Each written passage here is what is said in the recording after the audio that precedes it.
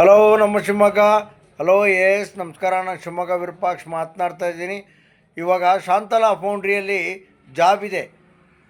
SLC ಪಾಸಾದವರು ಅಥವಾ 7ನೇ class 8ನೇ class ಪಾಸಾದವರು ಓದೋವಂಥವ್ರು, ಓದೋಕ್ಕೆ ಬರೋವಂಥವ್ರು ನೀವು ದೃಢಕಾಯರಾಗಿರಬೇಕು. ಗಂಡ ಹೆಂಡ್ತಿಗೂ ನಿಮಗೆ ಕೆಲಸ ಸಿಗುತ್ತೆ. ನೀವೇನಾರ ರೆಸ್ಯೂಮ್ ಏನಾರು ತಂದುಕೊಡೋದಿದ್ದರೆ ನೀವು ಶಿವಮೊಗ್ಗದ KSRTC ಬಸ್ ಟರ್ಮಿನಲ್ ಪಕ್ಕ ಇರ್ತಕ್ಕಂಥ SDP ಸರ್ವಿಸ್ ಸೆಂಟ್ರ್, ಸಲಗರ ಅಂತ ಟಿ ಸೆಂಟ್ರ್ ಇದೆ, ಅದ್ರ ಪಕ್ಕ ಇದೆ. ಅಲ್ಲಿ ಬಂದು ರೆಸ್ಯೂಮನ್ನೆಲ್ಲ ಕೊಡಿ ಅಂತ ಹೇಳ್ತಾ ಇದ್ದೀನಿ. ಈಗ ಅಲ್ಲಿ ಶಾಂತಲಾ ಫೌಂಡ್ರಿಯ HR ಅವರು ಮಾತಾಡ್ತಾರೆ, ಅವ್ರನ್ನ ಮಾತಾಡ್ಸೋಣಂತೆ ಬನ್ನಿ. ನಮಸ್ಕಾರ ಸರ್. ಶಾಂತಲಾ ಫೌಂಡ್ರಿಲಿ ಏನಾಗಿದ್ದೀರಿ ತಾವು? HR ಆಫೀಸರ್ ಆಗಿ ಕೆಲಸ ಮಾಡ್ತಾ ಇದ್ದೀನಿ. ನನ್ನ ಹೆಸರು ನಾಗರಾಜ್ ಅಂತೀವಿ, ನಾಗರಾಜ್ ವಿ ದೇಶಪಾಂಡೆ ಅಂತ. ಕಳೆದ ಹಲವಾರು ವರ್ಷಗಳಿಂದ ನಾನು ಈ ಶಾಂತಲಾ HR ಡಿಪಾರ್ಟ್ಮೆಂಟಲ್ಲಿ HR ಆಫೀಸರ್ ಆಗಿ ವರ್ಕ್ ಮಾಡ್ತಾ ಇದ್ದೀನಿ. ಸೊ ನಮ್ಮ ಸಂಸ್ಥೆಯಲ್ಲಿ ಮುಖ್ಯವಾಗಿ ನಮಗೆ ವರ್ಕರ್ಸಿನ ಅಗತ್ಯ ಇದೆ ಅಂತ ಹೇಳಿದ್ರೆ, ಫೌಂಡ್ರಿ ಒಳಗಡೆ ಕೆಲಸ ಮಾಡುವಂತಹ ವರ್ಕರ್ಸ್ ನಮಗೆ ತುಂಬ ನೀಡಿದೆ. ಸದ್ಯಕ್ಕೆ ಕನಿಷ್ಠ ನಮಗೆ ಒಂದು 40 ರಿಂದ 50 ಜನ ವರ್ಕರ್ಸ್ ನಮ್ಮ ಶಾಂತಲಾ ಸಂಸ್ಥೆಗೆ ಬೇಕಾಗಿದೆ. ಶಾಂತಲಾ ಗ್ರೂಪ್ ಆಫ್ ಕಂಪ್ನಿಗೆ ಅರೌಂಡ್ ಒಂದು ಟೋಟಲ್ ಎಲ್ಲ ಸೇರಿ ಒಂದು 8 ಸಂಸ್ಥೆ ಇದೆ ನಮ್ಮ ಶಾಂತಲಾ ಗ್ರೂಪ್ ಆಫ್ ಕಂಪನೀಸಲ್ಲಿ.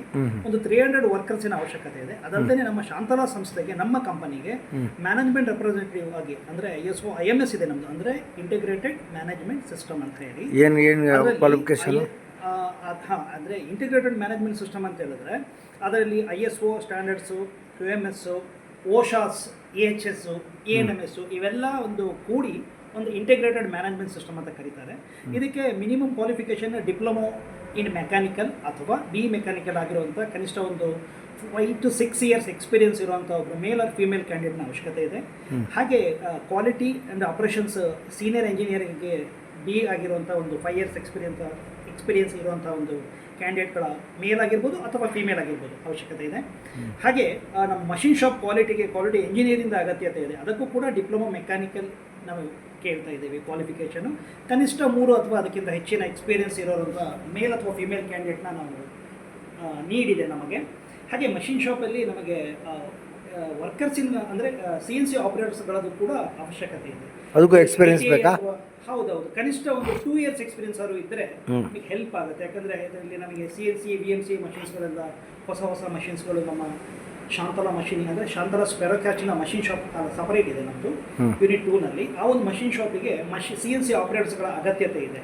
ಕನಿಷ್ಠ ಒಂದು 10 ರಿಂದ 12 ಜನದ ಅಗತ್ಯ ಇದೆ. IT ಮಿನಿಮಮ್ ಕ್ವಾಲಿಫಿಕೇಷನ್ IT ಆಗಿರಬೇಕು ಅವರಿಗೆ. ಅಟ್ಲೀಸ್ಟ್ ಒಂದು ಮಿನಿಮಮ್ 1 to 2 years ಎಕ್ಸ್ಪೀರಿಯನ್ಸ್ ಇದ್ರೆ ಓಕೆ. ಅದು ಕೂಡ male or female candidate, preferably ಆ ಪರ್ಟಿಕ್ಯುಲರ್ ಜಾಬಿಗೆ ಮೇಲ್ ಕ್ಯಾಂಡಿಡೇಟ್ ಇದ್ದರೆ ಒಳ್ಳೆಯದು ಅಂತ. ಸೊ ಅವರಿಗೆಲ್ಲ ಅಟ್ರಾಕ್ಟಿವ್ ಸ್ಯಾಲರಿ, ಎಲ್ಲ ಥರದ ಸ್ಟ್ಯಾಚ್ಯುಟರಿ ಅಂತ PF ESI ಆಗಿರ್ಬೋದು, ಡೇ 1ಇಂದನೇ ಅವರಿಗೆ ನಾವು ಕವರೇಜ್ ಮಾಡ್ತೀವಿ.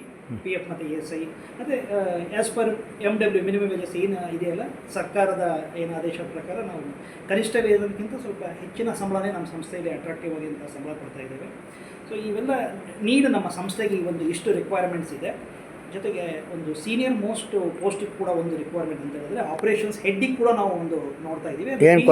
BE ಮೆಕ್ಯಾನಿಕಲ್ ಅಥವಾ ಡಿಪ್ಲೊಮೊ ಇನ್ ಮೆಕ್ಯಾನಿಕಲ್ ಆಗಿ ಕನಿಷ್ಠ ಒಂದು 8 ರಿಂದ 10 ವರ್ಷ ಎಕ್ಸ್ಪೀರಿಯನ್ಸ್. ಎಲ್ಲಿ ಎಕ್ಸ್ಪೀರಿಯನ್ಸ್ ಇರಬೇಕು? ಅವರು ಪರ್ಟಿಕ್ಯುಲರ್ ಆಗಿ ಫೌಂಡ್ರಿ ಆಪರೇಷನ್ಸನ್ನು ಹ್ಯಾಂಡಲ್ ಮಾಡಿರೋಂಥ, ಅಂದರೆ ಲೀಡ್ ಮಾಡಿರೋಂಥ ಎಕ್ಸ್ಪೀರಿಯನ್ಸ್ ಇರುವಂಥವ್ರನ್ನ ಕೂಡ ನಾವು ಸರ್ಚ್ ಮಾಡ್ತಾ ಇದ್ದೀವಿ. ಇಷ್ಟೆಲ್ಲ ರಿಕ್ವೈರ್ಮೆಂಟ್ಸ್ ನಮ್ಮ ಸಂಸ್ಥೆಗಿದೆ.